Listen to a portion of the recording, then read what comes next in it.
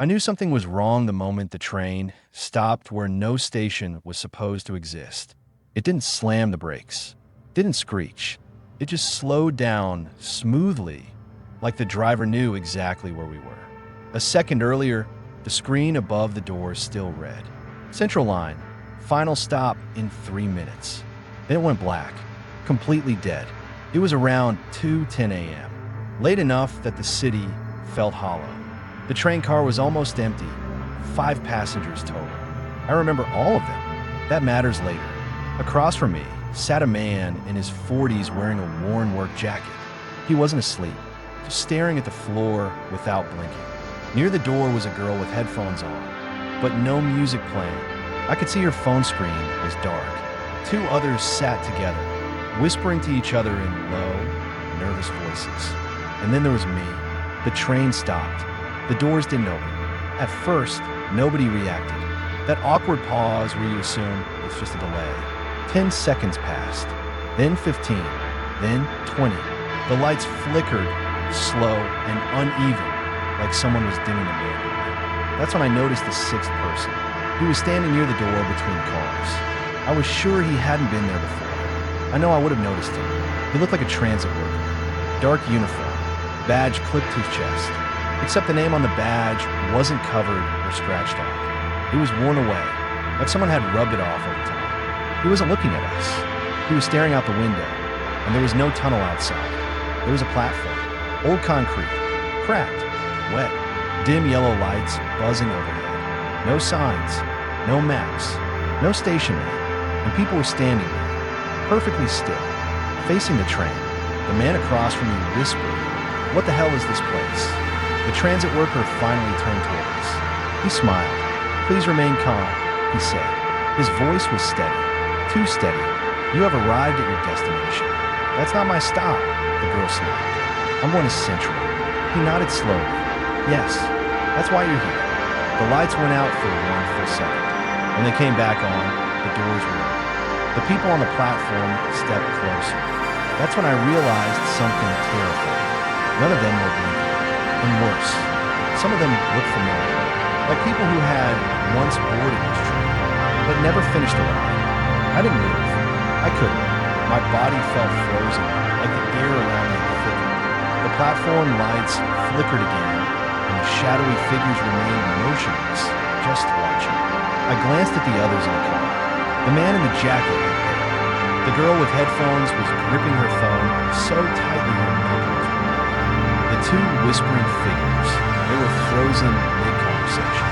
Their eyes darted toward the 6th man, the one in the uniform, but they didn't speak. I swallowed hard. The taste of fear was bitter. My heart was pounding so loud I thought everyone knew. And then the transit worker did something I'll never forget. He lifted his hand slowly and pointed at the people on the platform. They began to move. Not normally, not like people walking. They slid forward like shadows, gliding over the wet concrete without a sound. I couldn't stop staring. My mind was trying to make sense of it. Why are they doing this? Why now? The train jerked slightly like it was trying to move, but the brakes were on. The platform people didn't hesitate. They pressed against the edge, staring into the train like predators observing prey. The girl whispered, "We have to get out." I wanted to agree, but the doors wouldn't budge. Not a centimeter. Panic was starting to claw my chest. Then something even worse happened. The man in the jacket, who had been silent all this time, leaned over to me and whispered, They know who we are." I wanted to ask what he meant, but before I could, the gliding figure stopped. They turned as one toward the train, heads tilting unnaturally like a single organism. It was then I realized they were mimicking us. Every micro movement, every blink, every subtle shift of posture. My stomach dropped. The uniformed man stepped closer. His calm smile never faltered. "I suggest you follow instructions," he said softly, almost casually. "You have no choice, and any hesitation will have consequences." Consequences. The word echoed in the skull, louder than any train whistle. I wanted to scream, but my voice was gone. The girl with headphones grabbed my arm, shaking me. "We need to do something. Now." And the train lights flickered one last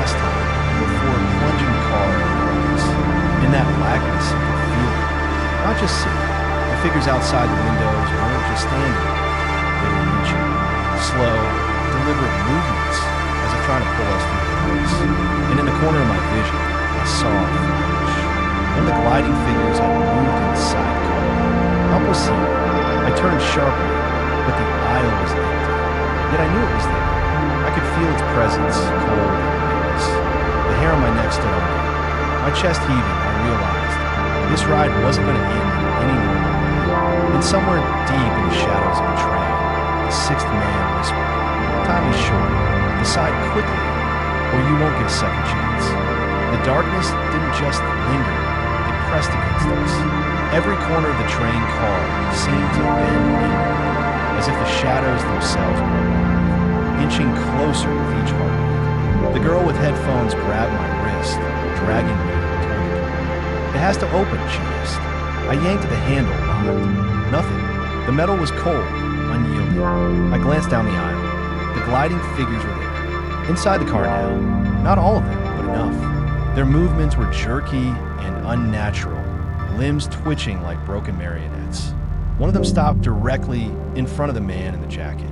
He froze, staring, and then he smiled. A slow, eerie smile, like he'd known them his whole life. I stumbled backward, heart hammering.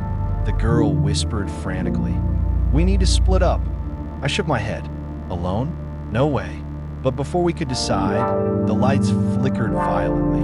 When they returned, one of the gliding figures was standing between us and the door. Not moving, just watching. Then I heard it, a sound that made my stomach twist. A soft, dragging noise, like chains scraping across metal. The uniformed man stepped closer, voice calm, unbothered. "Don't resist. It's easier if you comply." And suddenly, the figure in front of the door lunged, but it wasn't a jump. It was like the shadows pulled it through space. One moment it was there, the next, inches from my face. I flinched. My chest heaved. The girl screamed. The sound ricocheted off the walls, swallowed by the darkness. People I had been watching earlier were now scattered around the car. Some stood silently, others twitched violently, bodies bending in ways no human should. I realized something terrifying. This wasn't just a train. This was a trap. The uniformed man's smile widened. "You don't understand yet, but soon you will." I wanted to run, but the aisle twisted impossibly. Doors that had been there moments ago vanished. Windows reflected the interior, yet none of our reflections matched. Mine lagged behind, mimicking me slowly, deliberately, as if judging every movement. The dragging sound grew louder, closer, behind me. I felt it, the cold touch of something brushing my shoulder. I spun around. Nothing. Yet the air still carried a weight, like someone was breathing directly into my ear. The girl grabbed my hand. "There's a hatch," she whispered. "Near the back. Maybe it leads out." We ran. The figures followed, not walking, not running, gliding, twisting, sliding closer with every step. At the hatch, I tried the handle. Locked. A low, guttural noise rose from somewhere between the cars, a sound that didn't belong to any living thing. The girl screamed again. This time, not just fear, raw, primal terror. The uniformed man appeared behind us, almost impossibly fast. "You can't escape," he said. "Not here. Not now." The dragging stopped. Silence pressed against us again. And in that silence, I realized they weren't after anyone else. They were after us. The lights flickered one last time before everything went completely black. And then, the dragging resumed.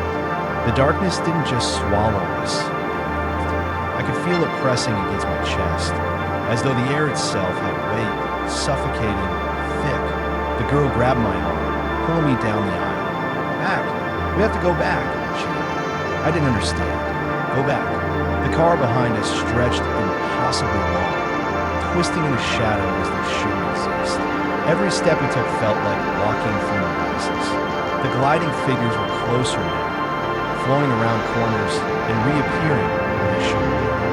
One figure's head turned unnaturally, following me with eyes that weren't eyes, black, endless voids. Then the dragging sound erupted again, louder this time, echoing like metal scraping on wood. The uniformed man's voice cut through the chaos. You still don't understand, do you? This train isn't just a vehicle. It's a test. I froze. A test? For what? Suddenly, a loud crash behind us. One of the gliding figures slammed into the wall. Its body collapsed into a heap of shadows, only to slowly unfold, standing taller than before. The train shook violently, and I stumbled, hitting the floor. The girl screamed, clutching my hand. "There's a hatch," she shouted. "We can escape through the maintenance access." We ran toward the back, ignoring the twisting hallways that now seemed endless. Every glance out the window showed nothing but blackness. No platform, no lights, no signal. Just darkness stretching forever. At the hatch, I pulled the handle with all my strength. Locked. Behind us, the figures had multiplied. They weren't just gliding, they were pouring into the car, their bodies bending impossibly, faces blank, but somehow the uniformed man appeared again, impossibly calm. "This is the point of no return," he said. "You've already been chosen." I realized then that he wasn't human. Not really. His movements were too smooth, too precise. The smile didn't reach his eyes, and the badge worn away deliberately, like a warning. A sudden idea hit me. If they were mimicking us, maybe we could trick them. I whispered to the girl, "When I jump left, you go right. Move opposite of me." She nodded, trembling. I lunged left, she darted right. The figures hesitated, just for a fraction of a second, but it was enough. Enough for us to slip past them. The train shook again. The lights flickered violently. Some of the gliding figures were caught in intersection. They collided with each other, distorting unnaturally before we ascended. And the dragging sound changed. Not behind us, not in front. It was above us. From the ceiling, shadows stretching down, reaching, twisting. The uniformed man raised his hand. Everything stopped. Silence. And he said calmly, "Very clever. Your cleverness won't save you forever." Just like that, the train lurched forward. Faster than possible. Faster than physics should allow. We were hurtling deeper into the unknown. The figures closing in, the dark pressing down, and a realization that hit me like a freight train. This was only the beginning. The train's speed felt impossible. The walls of the car seemed to stretch and compress at the same time, bending reality in a way that made me stumble. The girl was gripping my arm so tightly my skin hurt. "Where are we even going?" she whispered in my voice. I didn't know. Every instinct screamed that the train was heading somewhere we weren't meant to see. The gliding figures weren't far behind me. They moved with a precision that was terrifying. Not chaotic, not random, but like they anticipated every step we would take. One of them floated past the corner of the room, silent. Its form blurred, flickering like a broken lung. Then came the dragging sound. Closer this time. It wasn't coming from the floor or walls. It was inside the car. A cold pressure brushed against my shoulder like invisible fingers. The girl screamed and dropped her phone. The gliding figures seemed to react to her scream. One twisted violently, face blank yet somehow menacing, and slid closer and faster. I realized that they weren't just shadows. They were feeding on fear. Every heartbeat, every gasp, every terrified glance made them stronger. The uniformed man appeared in the middle of the car again, impossibly calm. "This is the part where you must choose," he said, voice echoing strangely, like it came from every direction. "Do you succumb or fight? Fight? Against what? Against beings that could bend reality, glide through walls, mimic movements?" I shook my head, panicked. The girl grabbed my hand. "We fight. We have to." I looked around frantically. The shadows were closing in. The lights flickered one final time before plunging the car into darkness. Then something unexpected happened. The drag stopped. Silence. The gliding figures froze mid-motion. A deep, resonant voice echoed through the train. Impressive but not enough. The uniformed man stepped forward. His eyes glowed faintly in the dark. "Survive the next 3 minutes, and you might earn a second chance. Fail, and you will disappear like so many before you. The air thickened. Every breath felt like inhaling lead. My chest burned. The girl's grip was my only anchor to reality. Then, with a sudden lurch, the train stopped completely. We weren't at any station I recognized. No signs, no lights, just endless black, stretching infinitely beyond the windows. And in that silence, I understood. This was no ordinary train. It didn't have a final destination. It was a test, a trap, and somehow, it knew everything about us. The girl whispered, "We need a plan, anything." I shook my head. Every option seemed impossible. The gliding figures had adapted. Every trick, every small maneuver we had tried. They mirrored it, anticipated it, blocked it. The uniformed man's calm presence in the middle of the car was suffocating. He didn't chase. He didn't attack. He watched, like a predator enjoying the panic. I swallowed hard. "We have to separate them," I muttered. "Distract them. Maybe we can slip through while they're confused." She nodded, eyes wide with terror. We looked around desperately. The train car was long, endless, lit by flickering yellow lights that buzzed ominously. I grabbed an empty backpack from the floor and hurled it down the aisle. It clattered loudly, bouncing off the metal walls. The figures turned, just for a fraction of a second. That fraction was enough. We bolted toward the back hatch. The floor beneath our feet shook violently with each step, like the train itself was alive and trying to resist our escape. A dragging sound grew louder behind us, echoing in the car like 1,000 whispers. The girl tripped. I grabbed her just in time, yanking her up. The figures were faster now, faster than before. I could feel them behind me, cold and weightless. Shadows brushing against my shoulders, my back, my neck. One of them passed, so close I could hear its breath, if it could even be called. We reached the hatch. I yanked at the handle. Locked. Panic surged. I slammed my fist repeatedly. Nothing. And a uniformed man stepped closer. "This is where your resolve will be tested," he said calmly. "Will you succumb to fear, or will you fight for a chance?" I looked at the girl. She nodded. I nodded back. Together, we kicked at the hatch, pounded, screamed. Every ounce of desperation fueled our strength. The dragging sound stopped. Silence. Then, click. The hatch rattled and swung. A faint light spilled in. Fresh air? I didn't know. But it was different from an artificial buzz of train lights. We didn't hesitate. We jumped through. For a moment, everything felt wrong. Concrete under our feet. Cool, damp air. Faint echoes of the city below. And then I realized we weren't alone. The gliding figures weren't in the train anymore. They were surrounding us. Outside, waiting, patient, endless. The uniformed man stepped through the hatch after us, still calm, still smart. "Impressive," he said, "but you've only reached the first threshold." We ran, because standing still meant certain death. As we sprinted into the darkness, I understood one terrifying truth. The train never ends, and neither do they. The city outside was not dark in the way a city is in, but warped. Shadows stretched unnaturally across buildings. Streetlights flickered, bending like molten metal. The rain fell, but not in drops, in thin sheets, as if gravity had fractured. The girl was shaking, pulling me toward a narrow alley. "They can't follow us here, can they?" she whispered, voice trembling. I didn't know. The air carried a weight of impossibility, thick and suffocating. Every shadow fell away.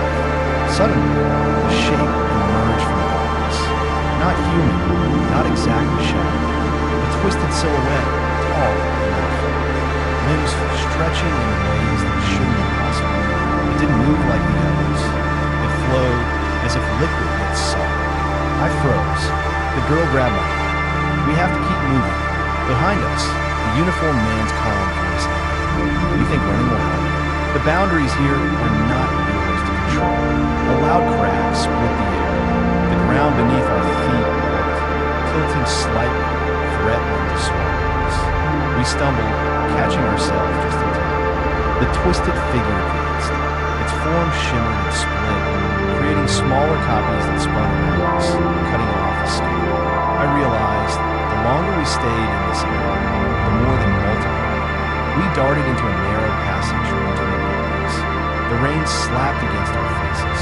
Neon signs flickered, their light bending and twisting reality. Every step we took echoed unnaturally, as if the city itself were mocking our attempts to flee. Then we reached a square, empty, silent. A strange hum filled the air, vibrating through the bones. And I saw it, the train. Not far, but different, darker, open doors inviting us in. It was impossible. We had left it, but now it had returned. The girl whispered, "It's calling us back." I didn't respond. My mind screamed that stepping in meant certain death. Yet every instinct told me it was the only chance to survive this nightmare. From the shadows, the gliding figures emerged. Not chaotic, but deliberate, forming a semicircle around us. The twisted silhouette advanced, stopping just short of the square center. And the uniformed man stepped forward, smiling, eyes glinting in the dim neon. Clever, persistent, but persistence comes at a price. Step into the train, and you choose your fate. I looked at the girl. She nodded, fear mirrored in her eyes. Together, we ran toward the doors, the gliding figures splitting apart to block us. And as we crossed the threshold, the world shifted. The ground dropped away, reality blurred, shadows clawed at our heels. We were back inside the train, but this wasn't the same car. It was larger, darker, filled with endless rows of empty seats, stretching into impossibility. And the uniformed man's voice echoed again, now from everywhere. "Welcome to the next stage." I realized then that this nightmare wasn't linear. It had no rules, no mercy, and escaping it would demand more than courage. The train car was endless. Rows of empty seats stretched into darkness, ceiling lights flickering intermittently. Every shadow seemed alive, stretching, writhing, shifting just beyond the corner of my vision. The girl clutched my hand tightly. I can't do this," she whispered. "It's endless and never ends." I swallowed hard. "We have to. We don't have a choice." The uniformed man appeared ahead, standing perfectly still. His smile remained unsettling calm. "You're beginning to understand," he said. "The train doesn't just carry passengers, it carries decisions. Each step you take, each choice matters." I looked around. The gliding figures emerged from the shadows, more numerous than ever, twisting and folding impossibly from the seats. They didn't just block the path, they created illusions. Fake aisles, fake doors, fake exits. The dragging sound returned, louder, surrounding us from all sides. It wasn't coming from one place. It was everywhere, above, below, behind, and inside. "We have to split up," I muttered, fear lacing my voice. "Distract them. We can meet up further ahead." The girl shook her head. "No, I'm not leaving you." I hesitated, realizing she was right. Alone, either of us would be picked off. Together, maybe we had a chance. Suddenly, a door appeared at the far end of the car. Not part of the original train layout, a hatch glowing faintly with golden light. A whisper in my mind, "That is the exit, but only if you're clever enough to survive the trial." The gliding figures moved closer, shifting, distorting, reacting to our gaze. One of them, taller, more solid than the others, froze and pointed toward the glowing door. The uniformed man's voice echoed from everywhere. "You see it, but can you reach it? Fear will consume you before your steps can take you there." I clenched my fists. We sprinted. The train twisted, warping beneath our feet. Seats contorted in the walls. Shadows lashed out, cold and grasping, trying to pull us back. The girl stumbled, nearly falling. I grabbed her arm, yanking her forward. The figures recoiled, almost as if surprised by our efforts. We were almost there. The hatch was within reach. But then the dragging sound exploded, not from behind, but in front of us. A wall of darkness rose, solid, pulsating, like the train itself had grown teeth. The uniformed man appeared in the center, calm as ever. "Courage alone is not enough," he said. You must understand, fear was part of the move. I glanced at the girl. This was it, our last move. We ran into the darkness, and for the first time, I felt the weight of everything. The gliding figures, the uniformed man, the twisting train, it all pressed against us, trying to stop us. But we didn't hesitate. We didn't look back. The hatch loomed closer, and then the light was blinding at first. My eyes stung. The darkness retreating as if it had been opened. The girl coughed, shielding her face. Is this real? She whispered. I didn't know. Everything around us, the train, the shadows, the gliding figures had vanished. Or at least, it seemed that way. The golden light poured through the hatch, warm, almost tangible. We stumbled through it, our feet hitting solid rock.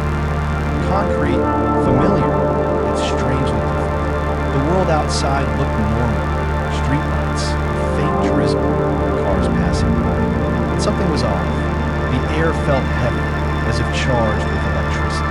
Then we saw the uniformed man standing at the edge of the light, smiling. Come on, you made it, he said softly. But do not mistake survival for fear. Choices have consequences. I wanted to ask him why, how, what all of them. But the words stuck in my throat. The gliding figures appeared around me, not threatening, not attacking, simply observing. Their forms flickered, then faded, disappearing into nothing. The girl whispered, "We're free." I hesitated. Free? Maybe. But I knew, deep down, the train and its tests weren't gone forever. They were a part of something larger, something that couldn't be escaped entirely. The uniformed man tilted his head, eyes glazed. Remember this night.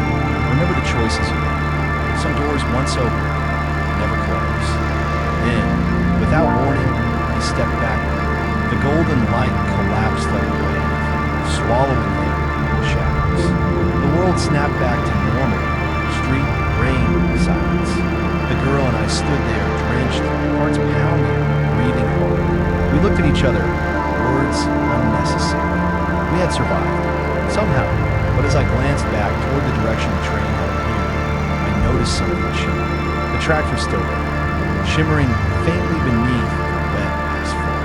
And somewhere deep down I knew the wrong train would always be waiting. We stood in silence for a long moment, drenched and trembling. The rain fell softly down, washing over us, making the night feel almost real. The girl finally spoke. "Do you think it's really over?" I shook my head. "I don't know, but we made it this far. That's all we can control." The tracks behind us shimmered faintly, disappearing as quickly as they were. In the back of my mind, I knew it was just waiting for the next passengers, for the next test. We started walking, unsure where we were headed, but moving forward. Every step felt heavier than the last, the weight of what we'd seen pressing on us. The city was quiet, too quiet. A distant sound caught my attention, a low hum, rhythmic and echoing. I froze. The girl grabbed my arm. "Don't stop," she whispered. We ran, hearts pounding. The light from the street lamps stretched unnaturally, shadows flickering with every step. Even now, I could feel it. The train, the figures, the uniformed man, all lingering at the edge of perception. Watching, waiting. We didn't look back. But somewhere, just beyond sight, a faint echo of the dragging sound followed us, whispering that the wrong train was never truly gone. And I understood then, with a chill I couldn't shake. Some doors once open never close. Some choices never end. We survived tonight, but the story is far from over.